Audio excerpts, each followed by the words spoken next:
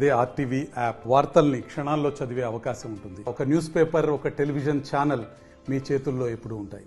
లోక్సత్తా సీనన్నగా సుపరిచితుడు నరేడ్ల శ్రీనివాస్ గారి లేని లోటు చాలా కొట్టొచ్చినట్టు కనబడుతుంది. కరీంనగర్ ప్రజలకి సామాజిక ఉద్యమకారుడు ప్రశ్నించే గొంతుక అంటూ ఒక ఫ్లెక్సీ ఏర్పాటు చేయడం జరిగింది. అంతేకాదు కరీంనగర్ ఫిలిం భవన్లో ఆయన విగ్రహాన్ని ఏర్పాటు చేయడం జరిగింది. ఆయనతో అందరికీ అనుబంధం ఉంది. కరీంనగర్ ఫిల్మ్ సొసైటీ, వినియోగదారుల మండలి, అలాగే లోక్సత్తా ఉద్యమ సంస్థ, సమాచార హక్కు రక్షణ వేదిక, అనేక సంస్థల ద్వారా తన ప్రజా జీవితంలో అలుపెరగని పోరాటం చేసినటువంటి గొప్ప వ్యక్తిగా మనం చెప్పుకోవచ్చు. వారి విగ్రహ ఆవిష్కరణ సందర్భంగా మంత్రి పొన్నం ప్రభాకర్ సైతం ఆయనతో ఉన్నటువంటి అనుబంధం పంచుకున్నారు. అలాగే మనకి ఫిలిం భవన్కి సంబంధించి సొసైటీ అధ్యక్షులు ఉన్నారు, రవిచంద్ర గారు ఉన్నారు. చెప్పండి, ఎట్లా చూస్తారు మీకు దీనికి సంబంధించి? ఒక లోక్సత్తా సీనన్నగా అన్నా అంటే నేనున్నా అని చెప్పేసి అనేక అంశాలకు సంబంధించి తన సేవలను అందించారు. సీనన్న ఇక్కడ కరీంనగర్లో ఫిలిం సొసైటీ స్థాపకుల్లో ఒకరిగా ఉండి ఒక మంచి ఫిలిమ్స్, ప్రజలను ఎడ్యుకేట్ చేసే ఫిలింలు ప్రదర్శించాలన్న ఉద్దేశంతో ఈ సంస్థను స్థాపించారు. అది ఇప్పుడు ఏర్పాటు చేసి 48 ఇయర్స్ అవుతుంది. ఇంకో 2 సంవత్సరాల్లో 50 ఇయర్స్ కాబోతుంది. ఈ సందర్భంగా ఆయన మరణం తర్వాత ఆయన జిల్లాలో లోక్సత్తా ద్వారా అయితేనేమి, వినియోగదారుల మండలి ద్వారా అయితేనేమి ప్రజలను చైతన్యవంతం చేసిన తీరు అందరికీ స్ఫూర్తిదాయకంగా ఉండాలని ఇక్కడ ఈ విగ్రహాన్ని ఏర్పాటు చేసుకోవడం జరిగింది. పబ్లిక్ ప్లేస్లో అయితే దానికి చాలా పర్మిషన్లు అవన్నీ అవసరం కాబట్టి విత్ ఇన్ ద ఏరియాలో మేము దీన్ని ఏర్పాటు చేయడం జరిగింది.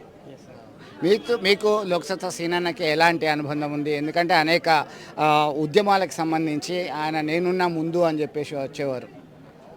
సీనన్నతో 30 సంవత్సరాల అనుబంధం ఉంది. అంటే వారు ఒక బ్యాంక్ అధికారి కాకుండా ప్రజల పక్షాన్ని నిలబడే వ్యక్తి. ఎక్కడ అన్యాయం జరిగినా ఆ బాధితుల పక్షాన్ని నిలబడి అధికారులతో నిర్మోహమాటంగా ఎలాంటి ఆ ఫేస్ చూసి బంధుత్వం, మిత్రత్వం ఏమీ చూడకుండా నేరుగా ప్రశ్నించే శక్తి మనకు సీనన్న సొంతం.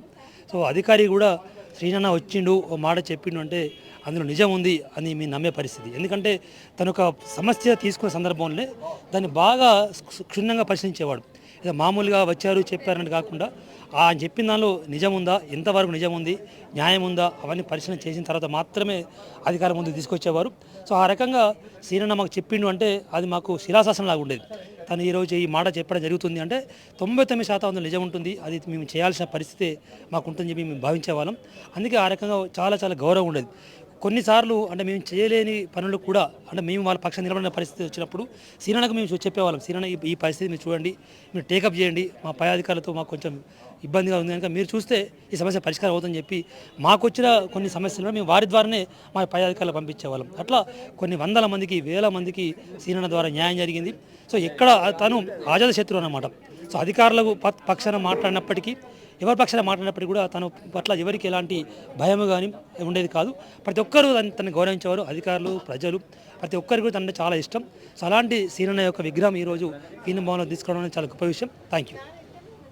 సో మొత్తం మీద ప్రజల పక్షాన పోరాటం చేసేటువంటి గొప్ప వ్యక్తి, ఆజాత శత్రుగా పేరొందినటువంటి లోక్సత్తా సీనన్న సేవలు ఇప్పటికీ కూడా చిరస్మరణీయంగా ఉన్నాయని చెప్పి గుర్తు చేసుకుంటున్నటువంటి పరిస్థితి మనం గమనించవచ్చు. వీడియో జర్నలిస్ట్ సుమంత్తో కలిసి చంద్రశేఖర్, ఆర్టీవీ, కరీంనగర్. మరిన్ని వీడియోస్ కోసం ఛానల్ ని సబ్స్క్రైబ్ చేయండి. లేటెస్ట్ అప్డేట్స్ కోసం వాట్సాప్ ఛానల్ ని ఫాలో చేయండి. అండ్ లింక్ డిస్క్రిప్షన్ లో ఉంది.